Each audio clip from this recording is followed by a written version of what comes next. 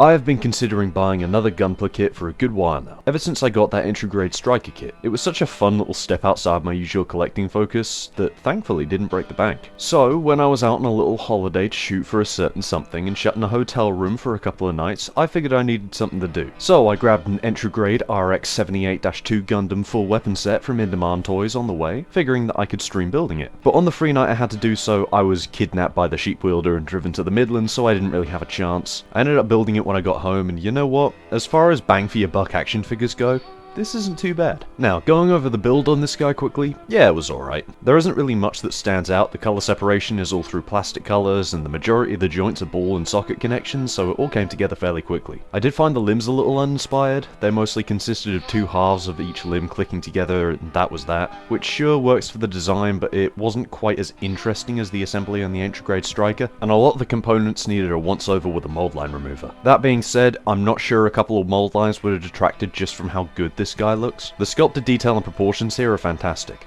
The surfaces are fantastically minimal and give a really great look to this guy. It's very authentic to the simplicity of the classic animation model, and there are a few moments of increased detail and panel lining that pick it up, especially on the head. This looks fantastic, and the colour separation is at its absolute best, and the extra detail in the vents and panel lines works really well to enhance the look. I love the insets under the eyes too. The way it simulates blacked out panel lines really helps the eyes stand out. I think my favourite feature is just how exaggerated the proportions are though. You don't even need to try and make this guy dynamic when you pose him. I think one of my favourite features here are the colour choices. The red, the yellow, and the blue are slightly pastelish and a little desaturated. This works for me, but what doesn't is the particular shade of white. For whatever reason, this figure uses a white with a greenish hue that really shows up in the light. I suppose it works against the accents, but it just looks a little strange to me. But hey, if you really dislike that, then you can paint them up. Hell, I might someday. Now, the big selling point of this particular kit is the multitude of accessories he comes with. There's the beam rifle, which looks pretty nice. This bit moves about. I do wish it had a yellow insert though. It just slots into the hand, as do most of the weapons, and looks pretty good in your standard point and shoot type poses. He also comes with the bazooka. The handle is hinged for better holding, and you do have to disassemble it a little so you can get it in his hands, but beyond that it looks really nice, although due to the sculpt it is a little limited with the poses he can pull off with it. There is of course the classic shield, which plugs into the arm and is fixed with a separate handle.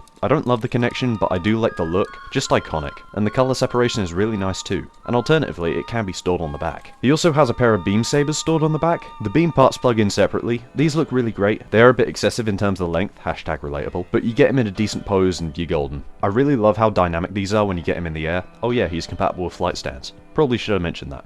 It doesn't come with one though. It'd be fine if these were all the accessories he came with, but there are a couple more, and they don't work brilliantly. The beam javelin looks the part, but the figure can only hold it by the very base, which does limit the poses a lot, and from what I can tell it's completely the wrong colour. He also comes with a Gundam hammer, which does look exactly right, really nicely sculpted actually, but the clip connection for the handle is terrible. It's loose, it feels kind of fragile, and it stops the figure from holding most poses with it. These two accessories are massively limited by their lack of solid compatibility with the figure itself, which is a shame, because posing this guy with melee weapons is loads of fun thanks to the great articulation he has. The head is on a dumbbell ball joint that allows for tons of wobble and insane ranges looking around. The shoulders move out both below the pads and inside the chest and go around for a full rotation. There's bicep swivels, really good single elbows, and ball jointed wrists that are really great for the weapons. There's a really good two-stage ab crunch and arcing back thanks to the ball jointed torso assembly with a central panel that can move to fill any gaps. This also gives the torso some side to side and a very natural waist swivel. The hip skirts move out on a ball joint to allow for some really good outward movement at the hips, and the front skirts move forward to give way for some excellent forward and back. There's a thigh swivel, double jointed knees, and extremely posable ankles with a forward and back hinge at the top of the assembly, and a really good ball joint at the bottom, and a ball joint on the ankle armor to fill any gaps. The posing here has got to be one of the figure's strongest attributes. It's not quite as unlimited as the entry grade striker, and it probably could have used some butterfly joints, but the way that it sits a cut above that figure is the feel of all the joints. All the ball joints fit nice and tightly, nothing is loose, and nothing comes apart unless you want it to.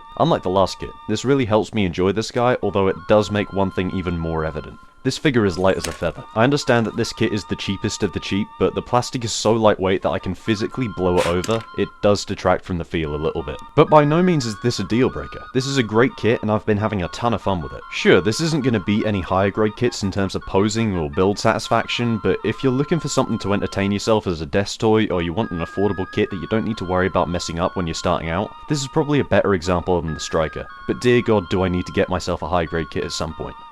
Wait, there are Gundam traders at TF Nation, right?